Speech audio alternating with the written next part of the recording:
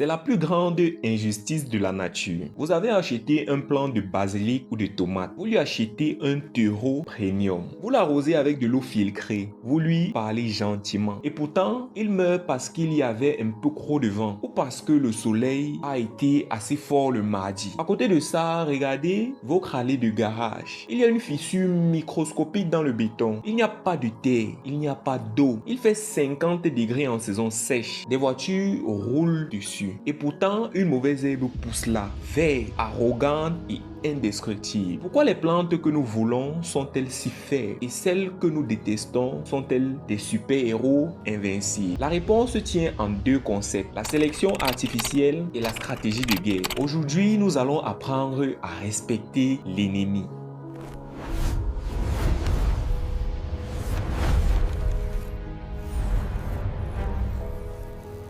Pour comprendre pourquoi votre plant de tomate est faible, il faut comprendre d'où elle vient. Il y a 10 000 ans, la tomate sauvage était petite, amère mais résistante. Puis l'humain est arrivé. Nous avons inventé l'agriculture. Nous avons sélectionné les plantes qui faisaient le plus gros fruit et qui avaient de meilleurs goûts. Génération après génération, nous avons privilégié le goût et la taille au détriment de la défense. C'est exactement comme les chiens. Les mauvaises herbes, c'est le loup. Il a évolué seul, à la dure, dans la forêt. Il est optimisé pour survivre. Votre tomate ou votre rosier, c'est le caniche ou le bulldog français. Il est optimisé pour plaire à l'humain. Mais si vous le lâchez seul dans la forêt, il meurt probablement avant 24 heures. Nos plantes cultivées sont des monstres biologiques qui mettent toute leur énergie dans le fruit pour nourrir et non plus d'énergie pour faire les racines profondes ou des poisons anti-insectes. Ils sont sous assistance respiratoire permanente. La mauvaise herbe, elle n'a personne. Elle doit se débrouiller. Comment les mauvaises herbes gagnent-elles toujours? Grâce aux mathématiques. En écologie, il y a deux stratégies de reproduction. La première stratégie est la stratégie K. Faire peu d'enfants mais s'en occuper bien. Exemple, les humains, les éléphants, les arbres fruitiers. Et la deuxième stratégie est la stratégie R. Faire des millions d'enfants, les lancer partout et espérer que l'un d'eux survive. Exemple, les bactéries et les mauvaises herbes.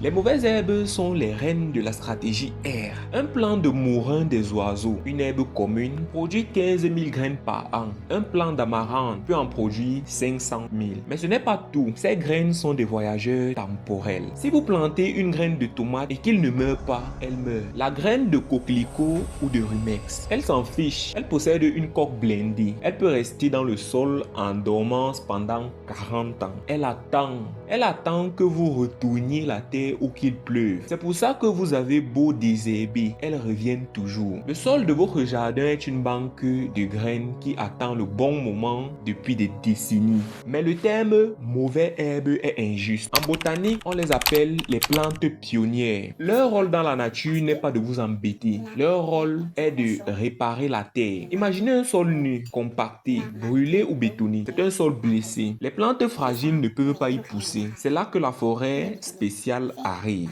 Le pissenlit a une racine pivotante, comme une carotte, capable de percer le sol dur pour l'aérer et aller chercher les nutriments en profondeur pour les remonter en surface. Le trèfle capture l'azote de l'air pour fertiliser le sol. L'ortie attire les insectes. La mauvaise herbe est le pansement de la nature. Elle pousse là où le sol est vide pour le couvrir, le protéger de l'érosion et préparer le terrain pour les futures forêts. Si vous avez des mauvaises herbes dans votre jardin, c'est que la nature essaye de soigner votre sol. Se battre contre elles, c'est comme arracher une croûte sur une plaie. Le dernier super pouvoir des mauvaises herbes, c'est leur vitesse d'évolution. Nous avons inventé des herbicides puissants, comme le glyphosate, pour les tuer. Au début, ça marche contre elles, mais comme elles sont des milliards, il y en a toujours une qui a une mutation génétique et qui survit. Elle se reproduit et l'année suivante, tout le champ est rempli de ses descendantes immunisées. C'est l'évolution darwinienne en accéléré. Aujourd'hui, il existe des super herbes aux États-Unis qui cassent les moissonneuses batteuses tellement elles sont dures et qui boivent le désherbant au petit déjeuner. En voulant les tuer, nous les avons entraînés. Nous avons créé des monstres. Alors, la prochaine fois que vous voyez un pissenlit percer le bitume, ne soyez pas énervé, soyez admiratif. C'est une machine de suivi biologique parfaite. Elle n'a besoin de personne. Elle transforme les déchets en vie. Vos tomates ont besoin de vous car elles sont des enfants gâtés de l'agriculture. Les mauvaises herbes sont les vrais propriétaires de la terre. Nous ne sommes que des locataires qui essayent de garder la pelouse propre. Et vous, dites-moi, quelle est la plante que vous n'arrivez jamais à faire crever dans votre jardin ou aux alentours de vos maisons?